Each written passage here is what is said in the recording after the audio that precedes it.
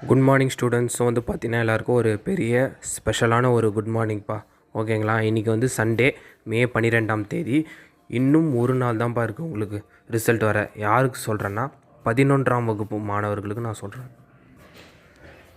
என்ன ப்ரோ நீங்கள் 10த்துக்கு வந்துச்சு ரிசல்ட்டு, 12த்துக்கு வந்துச்சு ரிசல்ட் வந்து பார்த்தீங்கன்னா போன வருஷத்தை விட இந்த வருஷம் நல்லா வந்திருக்கு. எங்களுக்கு எங்களுக்கு வந்து சப்ஜெக்ட் வந்து கொஞ்சம் கொஷின்ஸ்லாம் டஃப்பாக இருந்துச்சு. அந்த மாதிரி வருமா வராதா, 11த்து பற்றி யாரும் எதுவும் சொல்ல மாட்டாங்களே அப்படின்னு கேட்குறீங்க. ஸோ அதுக்கான டவுட்டு கிளாரிஃபிகேஷன் நான் இப்போ சொல்கிறேன், கேட்டுக்கோங்கப்பா. பொதுவாக வந்து பார்த்தீங்கன்னா 10த்து 11த்து 12த்து 3 பேருக்கும் பப்ளிக் நடத்துகிறாங்க. இதுக்கு முன்னாடிலாம் 10த்து 12த்துக்கு மட்டும்தான் இருந்துச்சு. ஓகேங்களா? 11த்துக்கு கிடையாது. இப்போ சமீபமாக கொஞ்சம் வருஷமாக தான் பார்த்தீங்கன்னா 11த்துக்கு பப்ளிக் நடத்துகிறாங்க. ஓகேங்களா? ஸோ அதனால் வந்து பார்த்தீங்கன்னா 11த்தில் நீங்கள் ஃபெயில் ஆனால் கூட 12த்துக்கு செல்லலாம். ஓகேங்களா? 11த்து ஃபெயில் ஆகிருந்தாலும் 12த்து நீங்கள் படிக்கலாம்ப்பா, அனுமதி இருக்குது. நீங்கள் அரியர்ஸ் மாதிரி எழுதிக்கலாம், அதனால் பிரச்சனை கிடையாது. ஆனால் 10த்துக்கோ 12த்துக்கோ அந்த மாதிரி கிடையாது. 10த்தை பொறுத்த வரைக்கும் நீங்கள் ஃபெயில் ஆகிட்டிங்கன்னா 11த்தே போக முடியாது, இல்லை டிப்ளமோ பாலிடெக்னிக் போக முடியாது. அதே மாதிரி தான் இப்போ 12த்தில் ஃபெயில் ஆகிட்டால் காலேஜஸ் படிக்க முடியாது. ஓகேங்களா? ஸோ அதனால தான் 10த்துக்கு 12த்துக்கு வந்து இம்பார்ட்டன்ஸ் அதிகம், 11த்துக்கு கம்மி. ஓகேங்களா? ஸோ யாரும் இதை நினச்சி பயப்படாதீங்க. இன்னும் ஒரே ஒரு நாள் தான்ப்பா இருக்குது 11th ஸ்டாண்டர்டுக்கு பப்ளிக் ரிசல்ட். ஓகேங்களா?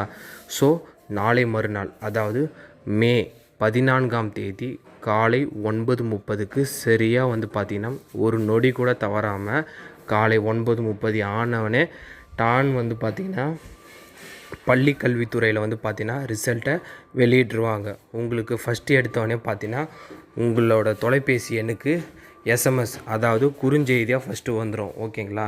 நீங்கள் என்ன பண்ணலான்னா இணையதளத்தில் போய் அந்த பள்ளி கல்வித்துறையில் அனௌன்ஸ் பண்ணியிருந்தாங்க பார்த்தீங்களா, ரிசல்ட்டு வெப்சைட்டு. ஸோ அந்த வெப்சைட்டை ஓப்பன் பண்ணி நீங்கள் உங்களோட ரெஜிஸ்டர் நம்பர், அதாவது பப்ளிக் எக்ஸாம் எழுதிருப்பீங்களா, அந்த ரெஜிஸ்டர் நம்பரை வந்து பார்த்திங்கன்னா அதில் என்ட்ரு பண்ணிவிட்டு 2வது டேட் ஆஃப் பர்த்தை நீங்கள் என்டர் பண்ணிக்கோங்க. டேட் ஆஃப் பர்த் வந்து பார்த்திங்கன்னா ஃபஸ்ட்டு டேட்ப்பா, 2nd மந்த்து, 3வது இயர். ஸோ அப்படி நீங்கள் என்ட்ரு பண்ணி ரிசல்ட் ஓப்பன் பண்ணி பார்த்தீங்கன்னா உங்களோட ரிசல்ட் வந்துருக்கும். ஓகேங்களா? ரொம்ப ஈஸி. என்னென்னா உங்களோட ரெஜிஸ்டர் பண்ண மொபைல் நம்பருக்கே வந்து மெசேஜாக வந்துடும்ப்பா ரிசல்ட்டு.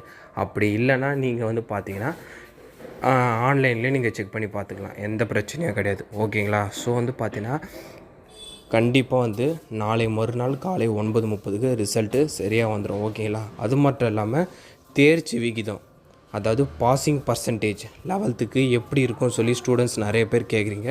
அதை நான் நெக்ஸ்ட் வீடியோவில் தெளிவாக உங்களுக்கு நான் அப்டேட் பண்ணுறேன். ஓகேங்களா? மறக்காமல் இந்த அப்டேட்டை உங்கள் ஃப்ரெண்ட்ஸ் அண்ட் ஸ்டூடெண்ட்ஸ்க்கு ஷேர் பண்ணிடுங்க.